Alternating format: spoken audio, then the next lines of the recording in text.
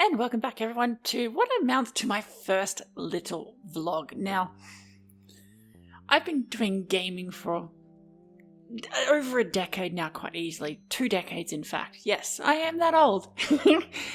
But there's one thing I've never really approached, and that is the pen and paper tabletop side of gaming. Now, in the last 2 months or so, that has completely changed to the point where I am now DMing 2 separate games and also playing a real life game as well. It has been pretty much amazing so far, and I'm really quite enamored with it. Just both the imagination and the creativity that goes with such a system. There's so much more flexibility there and ability to control character actions, abilities, the story in general, and all those elements that just make it so much more different than gaming and so much more, just engaging to me. Now, of course, this did start a while ago, my interest with D&D. I always have had that thought, maybe, eventually, blah, blah, blah, but never actually gone into it. And then I kind of fell into the whole Critical Role fandom kind of thing and have been pretty much playing my way through the entirety of the episodes on YouTube at the moment. I think, yes, I am about 67 episodes in, which is a fair chunk of it. And I've also kept up with whatever new ones there are as well. But from when I started watching it, that's when I think I was truly hooked in the whole, hooked on the idea of Dungeons and Dragons. Now, it took a while, but I did eventually find a real life game in my general area. That has been turbulent so far, to say the least, and probably was close to actually killing my interest in tabletop gaming. Now, I am still playing it and it has gotten better, but it was very rough at the start. And then we get to Pathfinder itself. Now, I don't know about it just yet. I like the creative and the imaginary aspects of tabletop gaming.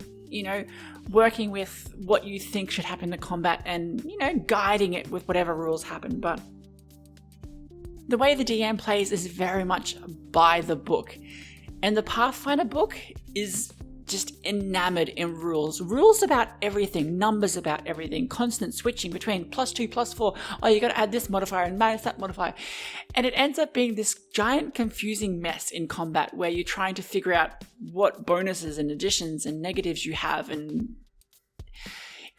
then there's all these different abilities for different weapons and how they interact. And oh my God, it's just so mind-numbingly, stupidly annoying that it makes me not want to play in an aspect.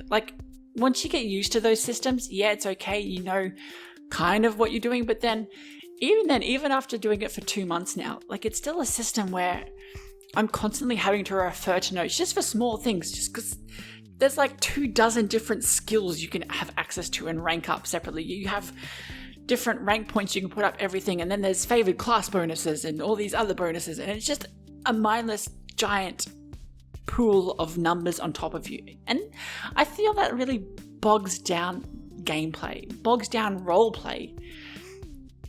And I don't like that. I think that's why I've been more enamored with the 5e system now that I've read up on it, and why I DM with 5e myself. It's more adaptable to change. It's not so rule-bound in various aspects. Now, there are a guiding principle and foundations there, and I do use many of them, but then when the moments come to it, when a player is explaining what they're doing or a certain combat scenario is taking, you often just throw those rules to the side and go with kind of common sense of the moments. What's advantage and what's disadvantage? A spell doesn't exactly say what you can and can't. It's just a guide per se. And that's what I think is important. And it reminds me of say that Pirates of Caribbean moment where they're talking about the Pirates Code. It's not really a set of rules per se, but more of a guide. And that's what the rulebook is, and that's what 5e is, and that's why I like it.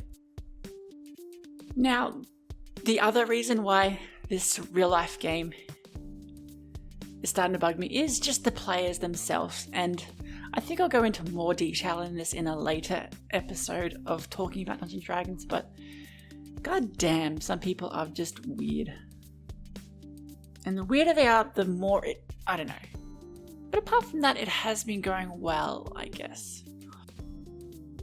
The other part is, of course, being an actual dungeon master as well, which seems pretty extreme for only playing for 2 months, but that's what I'm doing. The first is my own little sandbox construction, making an entire world and filling it out with just different lore details and history and all that kind of thing. And I think I actually went pretty well with it so far. With the whole world building aspect, I think I did fail in one part. Like, I built this continent, drew it out, all that kind of thing, marked down mountains and blah-de-blah-de-blah, and once I put in the towns, I realized I'd probably made that island a bit too small in general. Well, I didn't intend it to be an island, I intended it to be a continent at first, but you kind of lose track of, well, I did. I lost track of the scale of the world, the scale of what happens around you. Like placing a town here that I make a story event that you go to and travel there, and you think it's only going to take a day or two, but then you realize if that takes a day up there, I've only made this entire continent about a week's worth of travel. And then you go, well, shit. And then you have to do these mental gymnastics to say how far everything is. And yeah, I get why people use a lot of those hex-style map-making programs now, because it does allow you to really grasp the distance between places, the distance of the world. And that is important. It is very important. But I don't know, I like the whole hand-drawn aspect of worlds. I don't know, and I've done it a few times now, both using the computer program GIMP and also my own pencil drawing kind of things, and I don't know, that's what I kind of like. So this first world I've made, I probably would still use again if I did do another homebrew thing, but I would probably work it a little better between how much the distance is between places and work from there. I think that would work a little bit better. Make it an actual content that takes months to travel instead of a single couple of weeks kind of thing. Now, the bit where my world did change though, now I was building it to be a kind of, general kind of adventuring system, starting off in a town, working out from there, smiting evil, plundering ancient depths and all that kind of thing. But talking through a couple of other people in various other D&D groups, I came across an interesting idea of making like a monster campaign. And that sounded really intriguing to me. So eventually when I did get some other people interested in a group getting a DM, we started a monster campaign. So that's what I did. I have a couple of them. It did have a couple other people, but they couldn't make it to the first session. They're going to come in later. We've only just started it. But this kobold and goblin that are adventuring around the world, and that's kind of really awesome so far. It just, I don't know.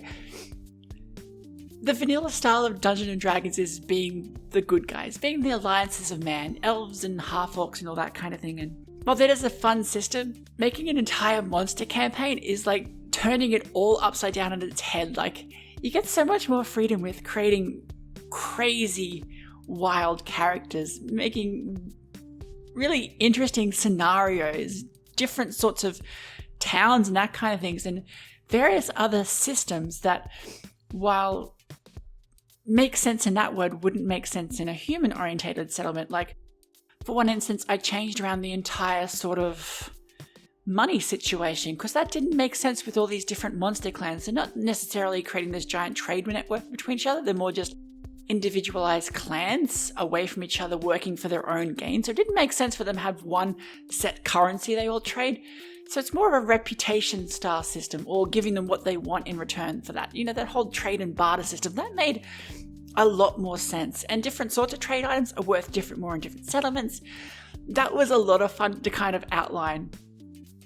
I did make several different towns around this area and all that kind of thing. And I ended up with a document on Google Docs that is massive, like 40 pages now, and that's just kind of notes. There's a few more fleshed out areas like the initial starting areas and NPCs and that kind of thing, but it is massive, that notes. It's so big it takes you ages to scroll through it. I'm thinking of a better system with OneNote, but that's what I've got for now.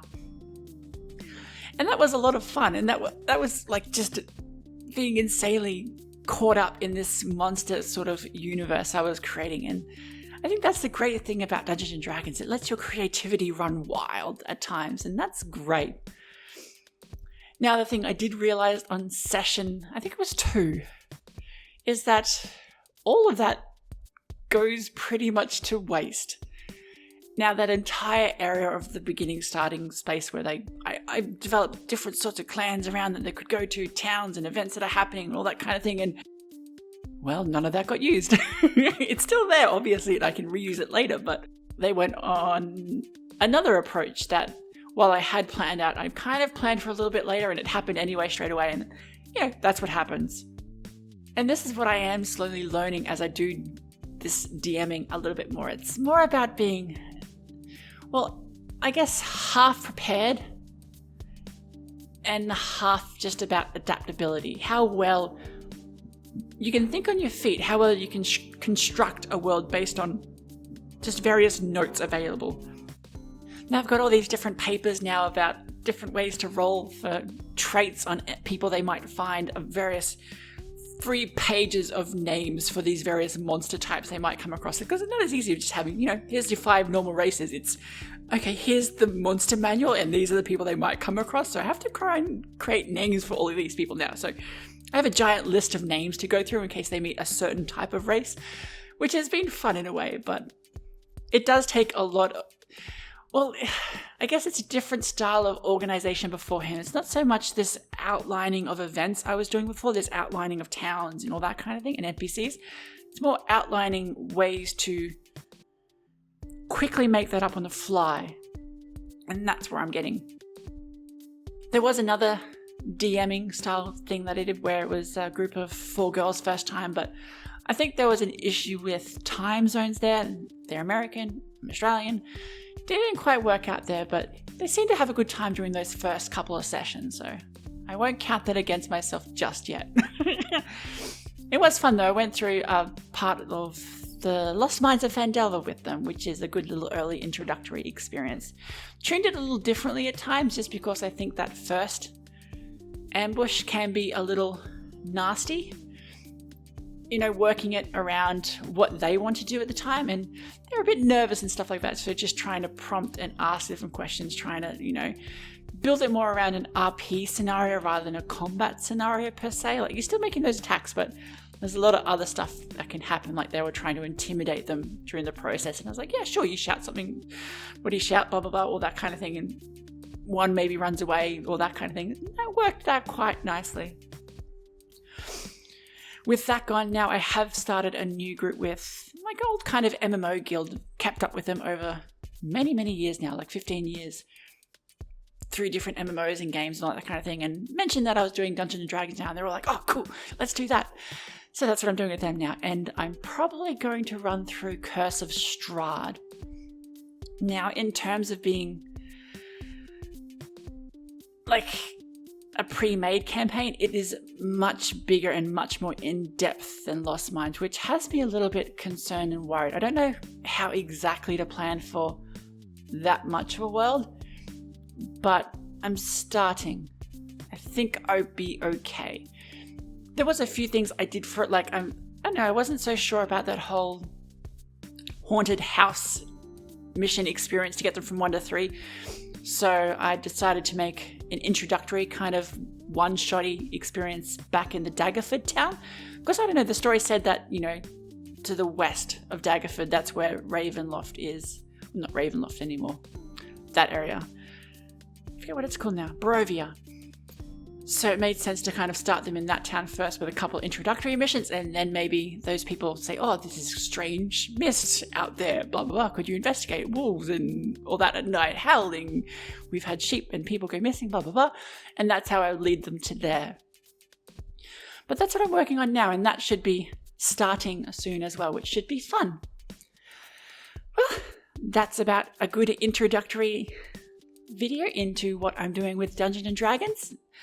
And I think I'll have a bit more content about both the worlds I'm creating and different sorts of thoughts about Dungeons & Dragons in the future. Thanks everyone, and I will see you next time.